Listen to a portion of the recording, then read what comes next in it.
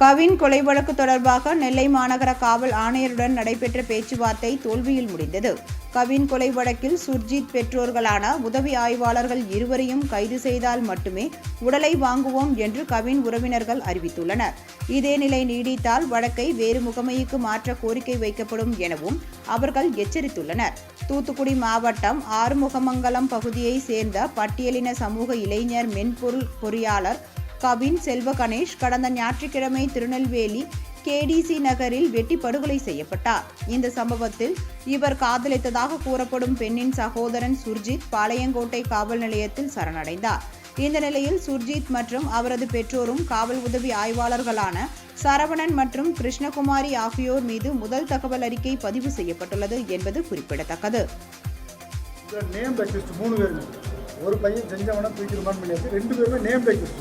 அந்த இறந்த பையனோட அம்மா வந்து தெளிவாகவே கொடுத்துருக்காங்க. அப்போ நேம் பேக்கிஸ்ட் இருக்கும்போது அவனை ரிமாண்ட் பண்ணுறதுல எந்த பிரச்சனையும் இல்லை.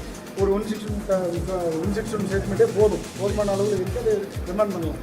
ஃபர்தர் விசாரணையில் ஃபர்தர் எவிடன்ஸ் கிடைக்கும், அதை நாங்கள் கொண்டு போகணும். இதுதான் இது வரைக்கும் கிரிமினல் கேஸில் நடக்கிற விஷயம். இது ஒரு மர்டர் கேஸு, பிசிஆர் கணக்கு.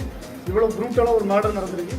இதில் இவ்வளோ தூரம் எனக்கு எவிடன்ஸ் கிடைச்சா தான் நான் அதை ரிமாண்ட் பண்ணுவேன்னு சொல்கிறது வந்து எங்களுக்கு காவல்துறையில் இருக்கிறதுனால இது தயங்குதோங்கிற சந்தேகம் எங்களுக்கு இருக்குது.